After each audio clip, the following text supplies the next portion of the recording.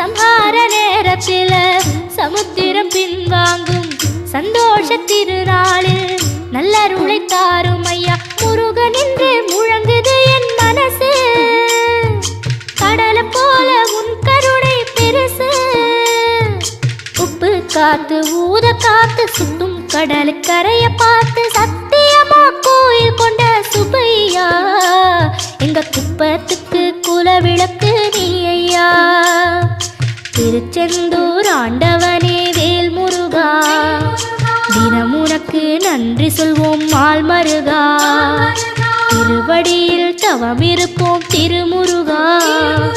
தீர்ப்பெழுதி